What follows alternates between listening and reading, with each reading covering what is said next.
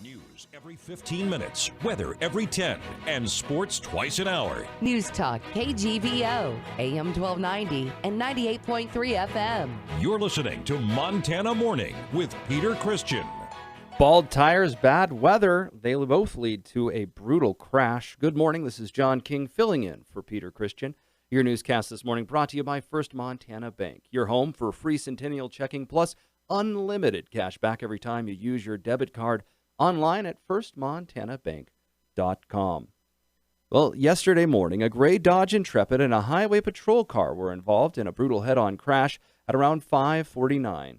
According to Highway Patrol Trooper Drew Novak, who was called out to investigate the crash, it occurred near mile marker 43, just south of Hamilton. The Intrepid, unfortunately, had tires on the front end that were worn past the safe limits. The one was bald, extremely unsafe to be operating on a snowy road with those kind of tires. Due to that fact, the bald tires and the snowy road, the Intrepid lost control as it was the driver was negotiating a curve and crossed the center line and came into the path of Sergeant Bennett's patrol car. The Intrepid continued sliding into the other lane of traffic while Highway Patrol Trooper Scott Bennett turned to the right to avoid a crash but couldn't get out of the way. They met head-on that shoulder, and there was a significant crash that occurred there. So both of them were taken to St. Patrick's Hospital. I understand they both have some serious injuries. It's not anticipated that their injuries are life-threatening. According to Trooper Novak, Bennett's ankle appears to have been shattered in the accident. The crash closed down the highway for about 3 hours while the investigators were determining the cause of the incident. By the way, there was a semi-rollover last night on I-90 just west of Missoula. Near Highway 287, near Three Forks, I should say.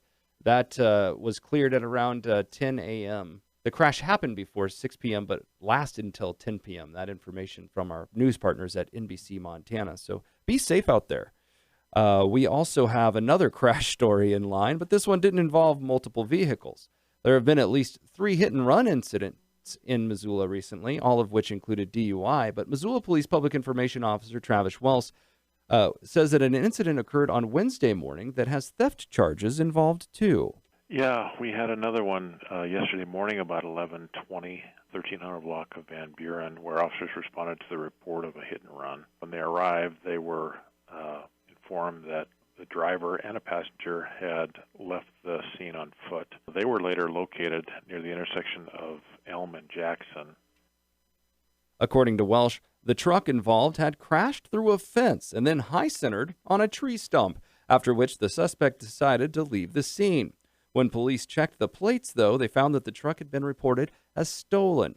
Luckily, a citizen had witnessed the crash and helped police track down the suspect, which is 42-year-old Donald Olson. Currently, Mr. Olson is being held for a count of felony theft, driving under the influence of alcohol, careless driving, failed to notify owner, damage to property or fixtures along a highway, failed to give notice of access by quickest means, and it appears that he did not possess a valid driver's license.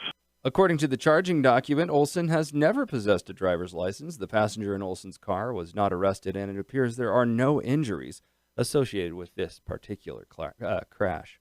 The Missoula Fire Department responded to a small fire that broke out early yesterday morning in the South Hills.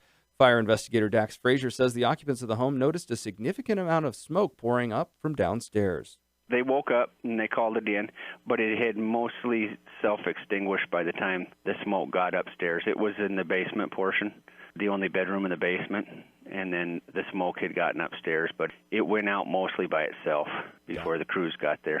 Frazier says the fire destroyed a mini fridge and some carpeting, but no major damage to the structure was caused. That started on an overloaded extension cord that was running a space heater in an apartment. It was an apartment with like 3 different roommates, and the roommates whose room it started in wasn't at home. They didn't have any working smoke detectors in the house. It could have been a bad deal if it would have got going. According to Frazier, many electrical fires are caused by overloaded extension cords. He recommends plugging electronics directly into the outlet or to use a fuse strip.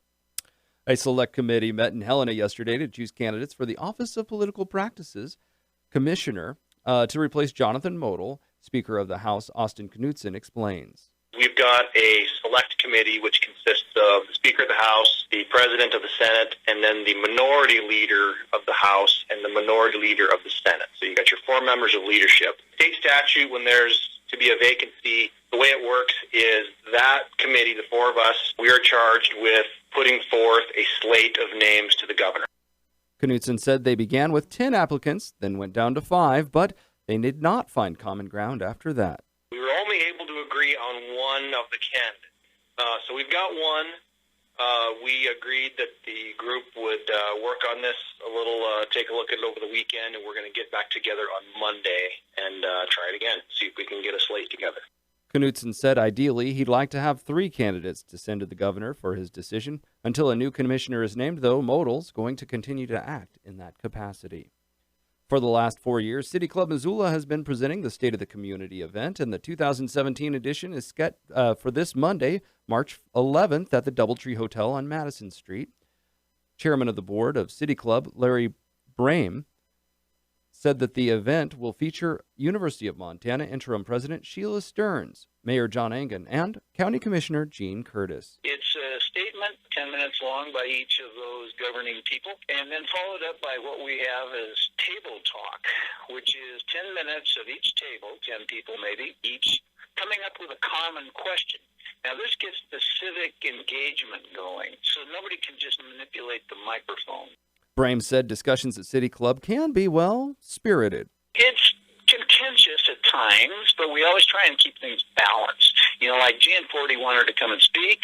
Well, do we invite he and Bullet to speak together? Because we have to balance it. And it turned out we have them both come on independent dates, months apart. Cost of lunch is $16 for club members, $20 for non-members, and $10 for those who don't want to eat lunch. The event goes from 11:30 till 1 p.m. All right, time to check in with your weather forecast. And Brooke Foster, I just checked the temperatures out there. Looks like it's about 32 degrees here in Missoula, 33 down for our listeners on KLYQ near Hamilton. Here's Brooke Foster. Newstalk, KGVO. Missoula's official weather station. Mostly cloudy skies with areas of rain early today. By the afternoon, showers will diminish and temperatures will be in the mid-40s. Tonight, mostly cloudy with a chance of a shower. Overnight lows in the upper 20s. I'm meteorologist Brooke Foster for Missoula's KECI 13. Thanks, Brooke. We'll be back after a quick break. Just a quick reminder, there is a winter storm warning on Highway 93 and State Highway 83 this morning, so be careful if you're driving north of Missoula. Ladies and gentlemen, this will be the final weekend for you to shop that wall-to-wall total and complete